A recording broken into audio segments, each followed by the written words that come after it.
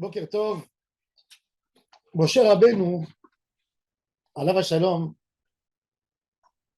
quand Hachem le charge de mission pour annoncer aux enfants d'Israël qui vont sortir d'Égypte, il insiste à ne pas y aller, ne pas y aller, ne pas y aller. À un moment, il dit à Hachem, et si on va me dire, Hachem ne t'a pas envoyé, qu'est-ce que je leur dis? Alors, il dit à Moshe, tu tiens quoi dans ta main? Il dit, j'ai mon bâton. Il jette le par terre, il le jette, et le bâton, il devient un serpent. Et Moshe, il a peur, il se sauve, il dit, rattrape la queue, il redevient un bâton. Pourquoi Kadosh Baruch Hu a renversé le bâton de Moshe en serpent? Pourquoi, par exemple, il lui a pas dit que le bâton va faire sortir des fleurs, comme il a fait avec Korach? Pourquoi il fallait que le bâton devienne serpent? C'est quoi? Quel rapport dans la discussion? Alors, il faut savoir que le Zohar HaKadosh nous dit que le débat, quelque part, si on peut appeler ça un débat, entre Moshe et Akadosh Baruch Hu, c'est que Moshe a dit Akadosh Baruch Hu, Am Israël, je n'ai plus rien à faire avec eux. Ils sont plongés dans la Touma, ils sont plongés, ils n'ont plus rien du tout.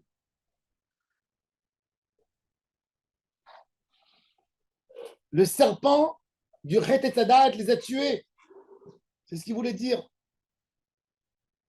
Et Akadosh Baruch Hu a dit à Moshe, c'est quoi le serpent? Le serpent, il est venu. Adam Arishon avait un libre arbitre. À Etzadat, il avait un libre arbitre. Manger ou ne pas manger. Il a mangé. Autrement, s'il n'avait pas de libre arbitre, il ne serait pas puni. Donc, il avait un libre arbitre. Il a été puni parce qu'il n'a pas fait ce qu'il fallait faire. Ce serpent, Akadosh Baruch Hu, il dit à Moshe, il est resté, il y a un libre arbitre équilibré. Et c'est quoi le mot maté? Pourquoi un homme a besoin d'un bâton? Pourquoi un homme qui ne boite pas? Pourquoi il a besoin d'un bâton dans la main? Pourquoi un berger a toujours un bâton dans la main? Pourquoi il doit avoir un bâton? Pourquoi un berger a un bâton? Quoi? Il devra avoir les mains libres, c'est plus facile pour lui. Pourquoi un berger ou une bergère prennent toujours un bâton dans la main? Pourquoi ils ont besoin d'un bâton? Pour frapper? Non, frappe pas. Le bâton, ça dirige Le bâton, il a fait méode. Le bâton signifie l'orientation dirigée. Akadosh Baruch Hu a dit à Moshe Rabbeinu, tu n'as pas de quoi avoir peur du Ham Israël. Moshe Rabbeinu a très peur. Il dit, je vais m'occuper de 600 000 cas sociaux très durs. Des gens qui ont subi les malheurs d'Égypte. Comment je peux m'occuper d'eux? Ils sont plongés dans l'ignorance, dans l'idiotie, dans la folie, dans le soupçon, dans tout ce que tu veux. Ils ne vont pas me croire, ils ne vont pas m'accepter, ils ne vont pas me recevoir. C'est ce que Moshe dit. Moshe, il voit. Il était en Égypte, il a vu de quoi est fait la matière humaine du Ham Israël. Il a dit à Kadosh Baruch Hu, je n'ai aucune capacité de résoudre les problèmes de ce peuple. Lâche-moi. Ne me charge pas de cette mission terrible. Je ne peux pas.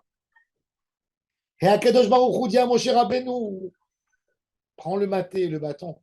Même le Nachash, le serpent qui a amené la faute, s'il est bien géré, il peut s'en sortir. C'est un travail. Et Moshe Rabbeinu a compris avec le maté qu'il a besoin de les diriger. Parce que qu'est-ce qu'Akadosh Baruch Hu dit à Moshe? Le maté, il se transforme en Nachash. Le serpent, il vient. Quand il vient, le serpent, il vient. Il entoure l'homme. Le Satan, c'est le Yetzirah, le Nachash. Mais il peut devenir, si tu l'attrapes en bas de sa base, de la queue, il redevient maté, il repart dans le bon sens. Il dit quelque part à Moshe, toi, maintenant, je vais te donner la prophétie. Tu seras le vrai équilibre pour donner la force au Ham Israël. Il faut savoir qu'Akadosh Baruch Hu ne donne pas une épreuve à l'homme s'il n'arrive pas à résister. Si on n'arrive pas à résister à Hachem, il ne donne pas l'épreuve. L'épreuve, elle vient selon ta force de résistance. Le Koach Habrira c'est extraordinaire. Mais comment on arrive à lutter contre le Yetzer Hara avec un maté? Maté à Elohim.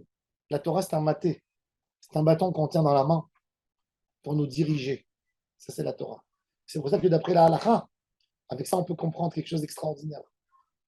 Vous savez qu'un Sefer Torah, un livre de Torah, il n'est pas cachère s'il n'est pas attrapé sur sur deux bâtons de bois.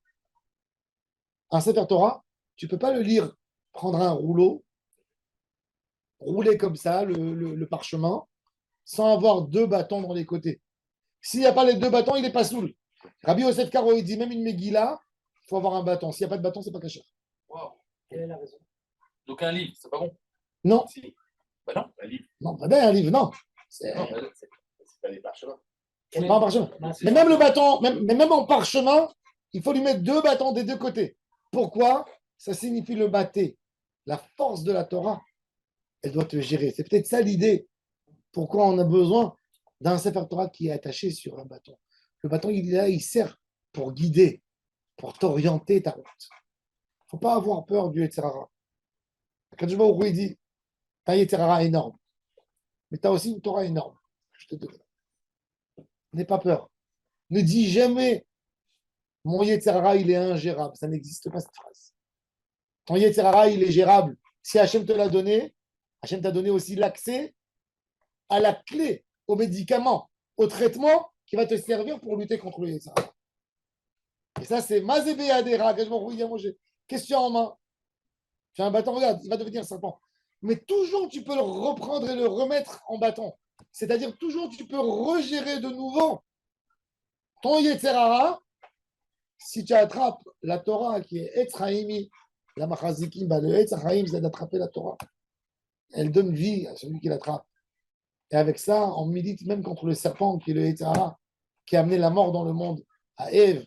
Ben, si on a attrapé la Torah, c'est la guérison. Quand un Israël a accepté la Torah pendant Matan Torah, avant la faute du Vaudor, ben, ils ont été épargnés même de la mort. Comme ça, c'est écrit dans le Midrash. Pourquoi? Parce que la mort est venue suite au serpent. Et quand tu attrapes la Torah, tu es épargné de tout.